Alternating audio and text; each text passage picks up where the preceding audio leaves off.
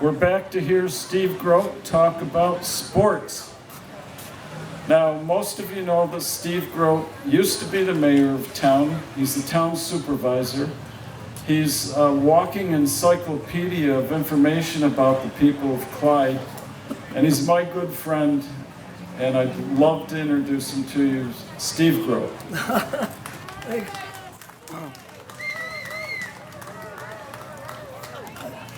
I know a little bit about Clyde because I'm older than the hills. And as you can see, all this white hair. Before we start this segment, I'd just like to welcome some people that came a long distance. We have Richard and Chris Pettingill from Florida. We have we have my brother-in-law Jimmy there. He's walking across the stage from Florida. I'll use the maiden names. We have Gail Gage from Georgia. Is that right, Gail? Where is it? Texas. Oh, she was in Georgia at one time. And then her sister, Dana Gage from Manhattan, I guess. Who else we have traveled quite a ways out there?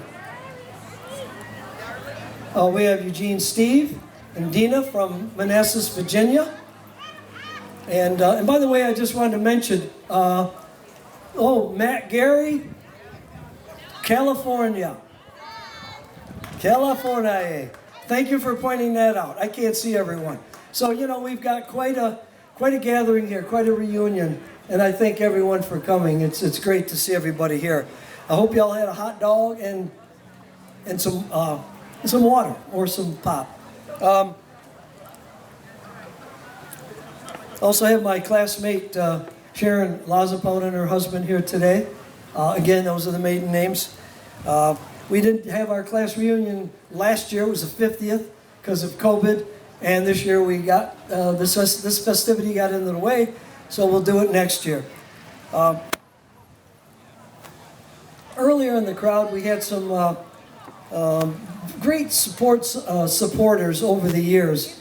And the families of Paul and Carol Sharp. They were great supporters.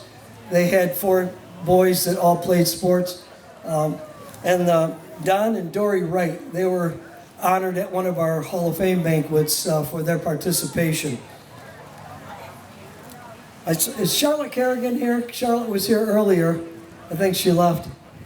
I just wanted to mention that her son, Phil, was a standout in football. He was one of the greatest linemen that ever played the game here and afar.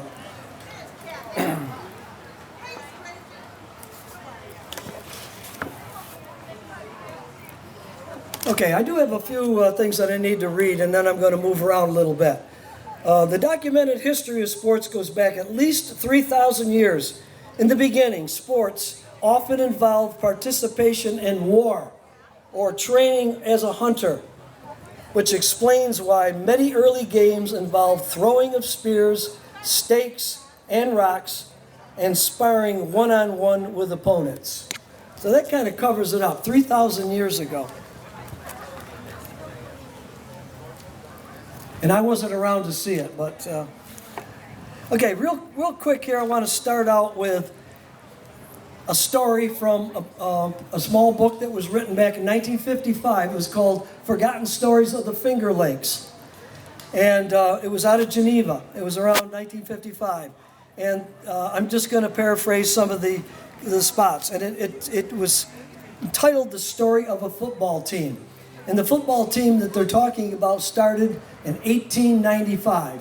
And over on the table, and I'll be walking around with some pictures to show you how far back our sports tradition goes. Father Gleason in 1895 introduced the sport among the Irish men of the village at various church picnics. Football then consisted mostly of kicking the ball around, and sorry was the player who got in the way of the swinging foot. It was that same year that Albert Lux came home from college where he had played in a particular sport, and he organized a local team which played only one contest, and it lost. 1896 saw the rebirth of football in Clyde for that year. Several businessmen banded together, bought ground for a playing field, and sponsored a village squad. Coach Ludlow of Union College was hired to coach the boys, who for the most part were teenagers from the high school, together with a few older boys from the village and surrounding territory. The lineup was Bill Lamb, Story, Baggerly, Harrison, Klum, Hannett, Meyer, Hershey, Booth, Buell, Waldrop, Rogers, Eisenberg, Williams, and Tucker. And I see that there was not one Paisan in that group, because the Paisans had come in 1883, but they weren't playing football yet. Anyway, this team, who had a local farmer named Orville Klum, and his crew unknowingly started on the road to fame by first taking on competition by nearby villages, which then quickly whipped into submission. Elated by a good beginning, the Clyde 11 aimed its sights on more formidable opposition and tackled, get these names, Fairport Normal, Brockport Normal, and Rochester Y, which were soon added to the growing list of victims. And all Geneva 11 next fell to the wayside, and then came to powerful Syracuse railroaders, composed mostly of college stars. But the Clyde youngsters steamrolled them into the ground, and they did as they did all-American teams loaded to the gills with Cornell talent. The fame of this Clyde team was spreading, and so Hobart College was next to try and put an end to its winning streak. But with Clyde leading, a fight broke out. Between the teams, and the collegians walked off the field, leaving the town victorious. Hamilton College became next the town to upset these young upstarts. The way they write this is strange. Was sent home with a sound drubbing. Even mighty Colgate attempted to halt the winning streak, was finally subdued 10-6. These colleges, this town team took on colleges. Cornell University, which had booked a game with Clyde, had shortly before eked out a 6-0 win over Colgate. Concluding that discretion was the better part of valor, Cornell suddenly canceled the Clyde contest, sensing that it had nothing to gain if it beat Clyde and everything to lose.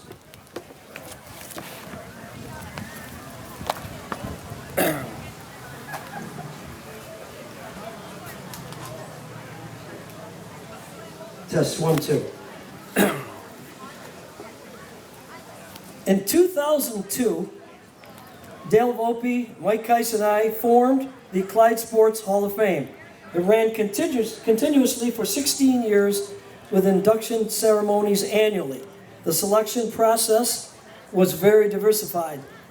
The inductees ranged in many categories such as bowling, tennis, track and field, football, softball, basketball, auto racing, motorcycles, swimming, martial arts, coaches, and contributors. Today I want to speak about some of our inductees.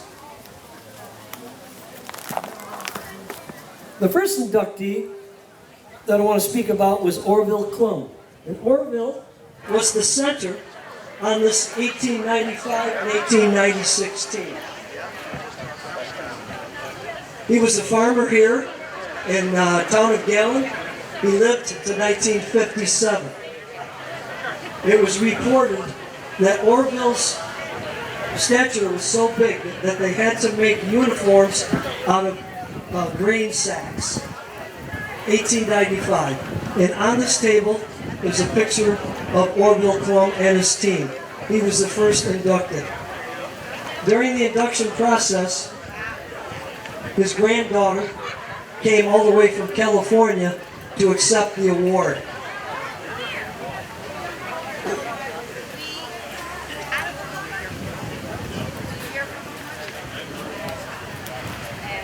This team in Orville Club practiced by tackling horses. Think about that, tackling horses. He also coached the 1899 Clyde High School team. Another sports figure who was very well known was Ezra Red Height. Anyone that grew up in Clyde during the 40s, 50s, 60s, and 70s knew of Red Height.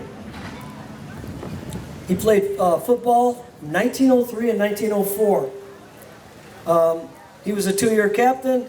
At baseball, he was the catcher. And he also was a very successful coach. He coached 1915, 22, and 26 to the Wayne County Championships for the high school football team. He was a supporter for over 70 years of sports activity. During the late 1980s, I had an interview with former gallant supervisor Wayne Kelsey. Wayne was born in 1905. He played center on the 1922 town team. Anyway, he said that the first football field that he remembered was on Elm Street. And that was down where currently Pat Crow lives there, and his former father-in-law lived to the right. There was a field out there, and that was near the the trolley. Trolley tracks went right through there. He also told me that before we were the Clyde Blue Devils, we were called the Airedales, the Clyde Airedales, and I'm not sure if anyone knew that. And in 1939, when the new current high school was built, they changed it to the Blue Devils, which I thought was quite interesting. Okay, you might think that Merritt Volpe, Patty Sheehan, Tina Serino, or Haley Van Fleet were the great female basketball players of our time in this community.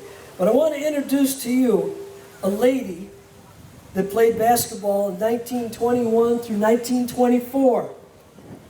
And you might know her as, her name was Florence Demattis, but you might know her as Floozy DiRenzo.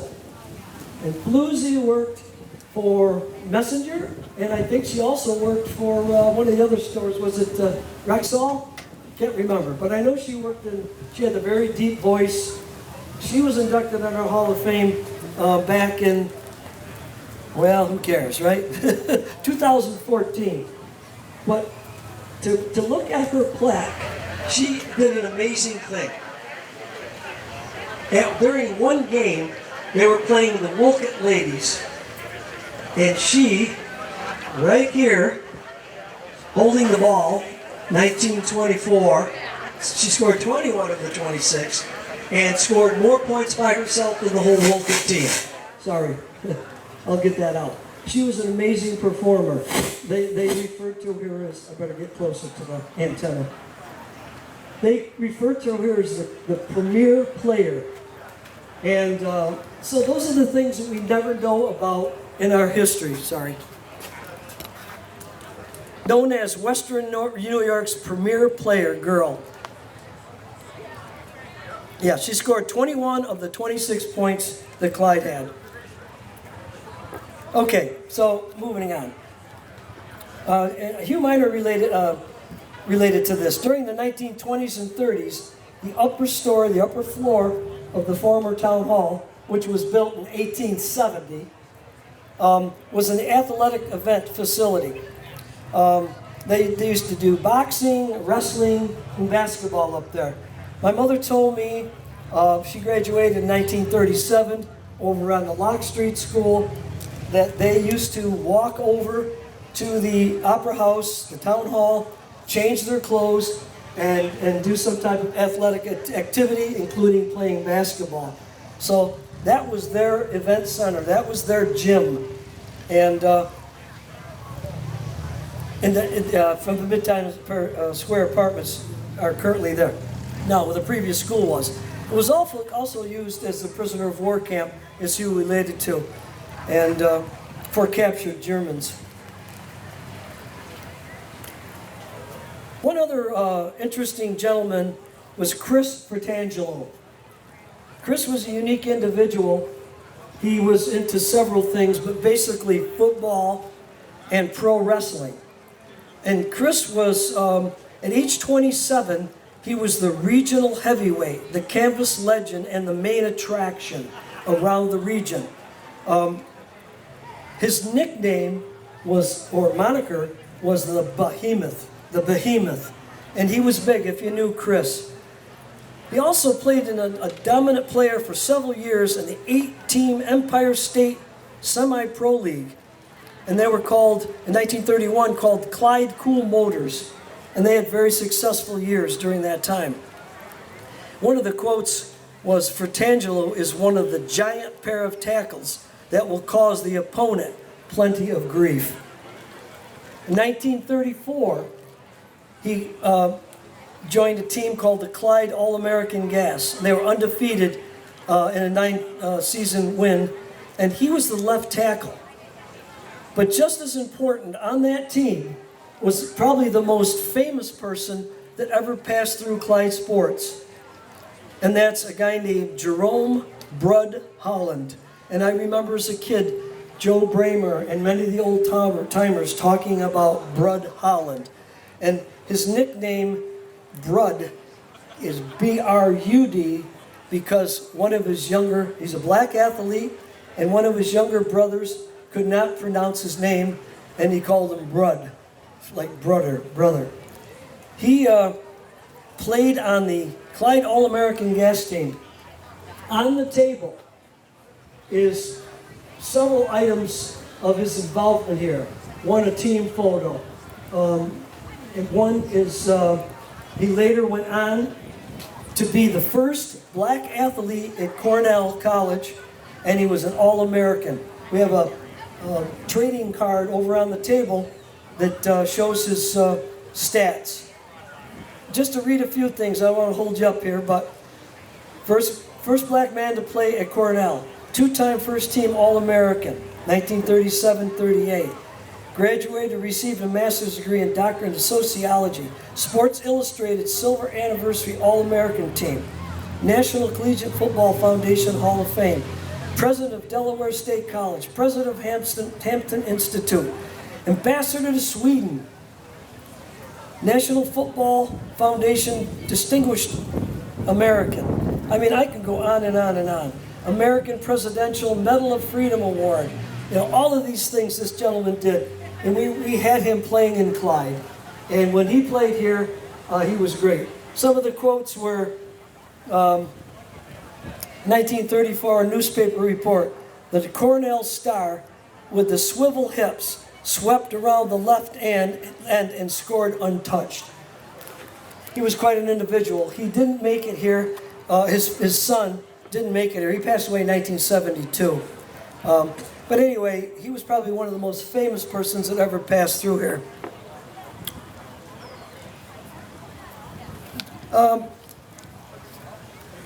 In 1939, a gentleman named Albert Campatello, he starred in 2 sports. His moniker was the Fast and Clever One. He played Clyde High School baseball, and he was a star outfielder. He had a great batting average. At age 16, he batted .435. No errors in left field. Things like that, we take for granted every day. But these were some great superstars. But one other thing that Al did, along with Wayne Freisinger and several others, they started the Clyde Boxing. Do you remember the Clyde Boxing? It was the former VFW that was right over here. And for probably 6 years, they had local boxing. And at one of the events, they held the boxing down at high school. And I think Coach was there. Coach Nicola's in our crowd today, by the way. Let's hear it for Coach Nicola. And Margaret. Margaret's here too. And some of the children. And I'm sure Coach took participated in that boxing. But that was a fun time. Many people out in the crowd participated in that. Okay, here's an interesting fact. In 1947, the first Little League World Series game took place in Pennsylvania. And we're honored, and I don't know if he's here today, I told him about it, we're honored to have a Clydeite that played in that very first game. It was 11 teams. Basically, they were from Pennsylvania and one from New Jersey. He played first base on that very first team because he was a Pennsylvania resident, and his name is Don Ravello.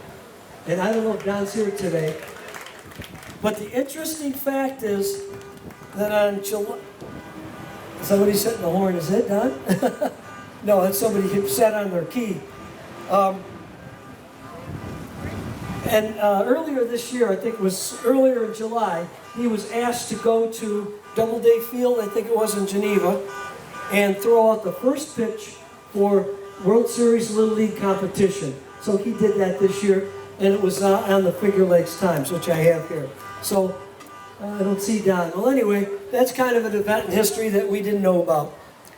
Coach Dick Lyon, he was the complete coach. He was very successful. He implemented the split T backfield in our region. He was very innovative. He had mental skills and clinics to develop players.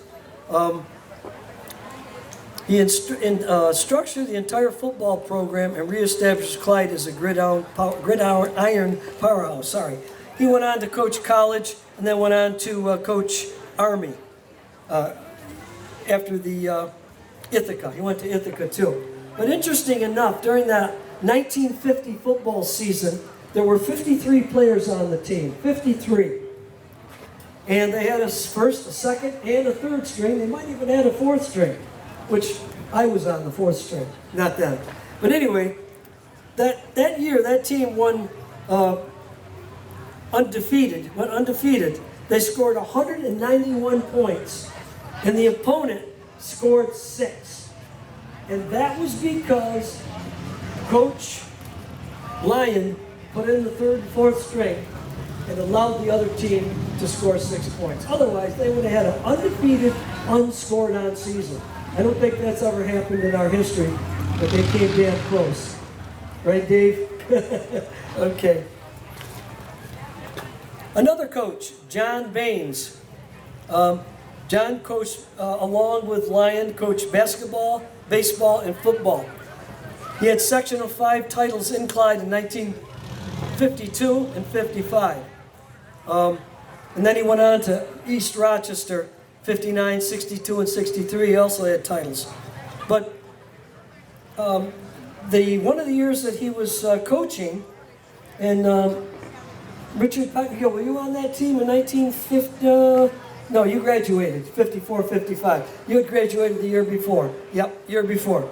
I thought you were younger, sorry. Anyway, Coach Baines, they won the championship. There was 20-1. Coach Baines used a unique hold-the-ball game strategy in the championship final game at the Palestra and held the powerful Pittsburgh team to only 24 points. We have the shot clock now. That won't happen. But imagine holding a team to 24 points. Florence Demattis scored 21 herself. And, so anyway, that was quite a feat. You can't do that now, but that's what happened. And ladies and gentlemen, it's my honor and pleasure to talk about the legend, Nicholas J. Dracola, who is here today. God bless him and his family. Career coaching victories, 683, and that was through 2002. I'm still waiting for him to come back and add to that. If you look at his license plate, which is parked right there, he's got that number on there. Am I correct with 683? Thank you, I got it right. He had 4 sectional titles in 4 different sports. We're still searching, at least the state and maybe the country, to see if that's ever done before. 4 sectional titles in 4 different sports. He was a teacher, coach, and athletic director over 49 years of continuous service to this community. Baseball, 186 wins, 9 league championships, 2 sectionals. Boys basketball, 177 wins, 111 losses. 8 league titles, 1 sectional. Then he went on to coach girls basketball, had 125 wins, 1 league title and 1 league sectional, one sectional title. And of course, football, he brought a whole new strategy into football, coming from Ithaca College. 8 league titles, 2 sectionals, and 2 state titles. Again, the legend. Wave to us, Coach. Give us a thrill. Oh, God bless you. He's my hero. One of the teams that he coached was in 1958-59 basketball. They called it the Dream Team. And some players on there were Tony Molzani, Frank Dorenzo, Plug Jr., Paul DeLeo, Dave Iacco, Paul Sharp, Bruce Daly, George Barnes, Ray Fichette, Dan Malloy, and John States.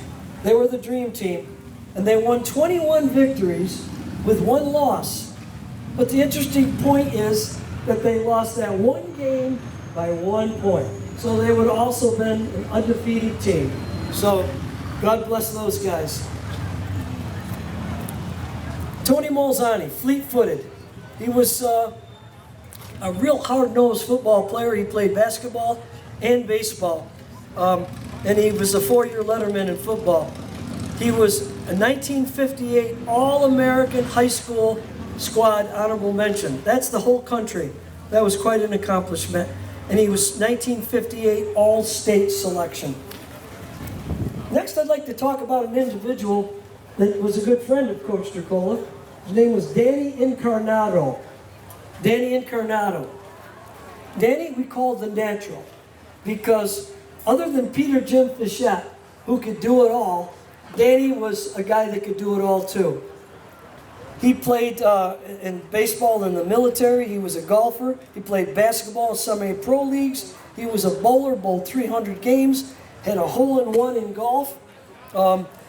He played baseball in the service during the war. And guess who he played with? A guy you might not have heard of. His name was Joe Dimaggio. And Joe said, Dan, if you were a little bigger, I'd take you to the Yankee camp. Danny Incarnato. The family grew up in Clyde here years ago. And teammate on probably a semi-pro baseball team, Nick Turcola, said Dan could hit any kind of pitch. Very unique individual. Well, I couldn't go through today without talking about Mr. Invincible, and just ask him because he'll tell you that he is, Zeke Petrosino, Mike Petrosino. He's not here today, but I'm going to let him have it. He was a fantastic baseball, football, and basketball player. He's played 4 years of baseball, 3 years of football, and 3 years of basketball. And when I mean 3 years, I mean a varsity, starting varsity.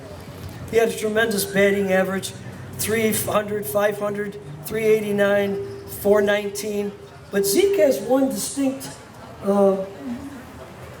credit to his ability, and that is that he was one of only 3 players that hit the ball over the high school fence. I just wanted to mention we had the Meade Gunkler racing team. They're in our Hall of Fame. Jimmy DeLeo pitched 2 no-hitters, 4 varsity years of baseball. Fantastic. One of the best ERA averages in the Section 5. It still holds. And the last team that won the Section 5 baseball tournament was the team of 1964, which was coached by Coach Turcola. Gordy Hoffman also played a big part in that team. He coached the American Legion team for 10 years, and Gordy was very successful. They won the American League Championship that same year. Wayne Freisinger, I can't say enough about Wayne, the motivator. He served Clyde Savannah Youth for over 30 years. He was the track coach. And I hope Chris King coming up is just as successful. George Telcott, the Rough Rider, Enduro motorcycle champion, 2-time New York State champion, 2-time Canadian champion, and the Pennsylvania State champion. These are all Clyde people. And not to mention anything really terrible, but to remember that we Mount Carmel beat Clyde 62-0 back in the 1967 season. That was not a highlight, but it was a thing that actually happened. Sorry, Joe, I'm moving on. 2 more minutes. Bob Greer, the Galloper, 4 years of varsity football, ranked in the state, all conference, did great things. Patty Sheehan was the trailblazer for women's athletics after Title IX came in, which required all athletics to be treated equally, and especially the females, and she was the trailblazer to that. Kevin Sharp, the sharpshooter, comes from a long sports family. Tim Sharp is also in our Hall of Fame. Kevin has the unique distinction of being the only person selected to the Greater Rochester selection for a coach and a player. Scott D'Amato achieved some fantastic things, 3-time All-Conference, first-team All-State in football. Tina Serino, inspirational one, 12-time letterwoman. Lost her much too young. She had a tremendous career in basketball, softball, volleyball, and she was a cheerleader. The 1984 football team, coaches last year, Coach Nick said, I have coached 32 years at Clyde Savannah, and this team could be the very best I ever coached. I can't stop without talking about downtown Terry Brown, another one of the most celebrated athletes that we had in our time. Terry went on to score 2,360 points, the first person ever in Section 5 to score over 2,000 points. And when he retired, graduated at 86, he was second on the all-time scoring list of New York State. 7 was a guy named Lou Elsinger. Kareem Abdul-Jabbar. He went on to Kansas University for two seasons. He had the Big 8 scoring 3-point record, 11 in one game. He held the Jayhawks 3-point record for 23 years for 3 points, and he ended up playing basketball in Mexico. Tim Sharp, as I mentioned, he was in our Hall of Fame. Touchdown Tim. Scored 56 touchdowns. The New York State first-team player.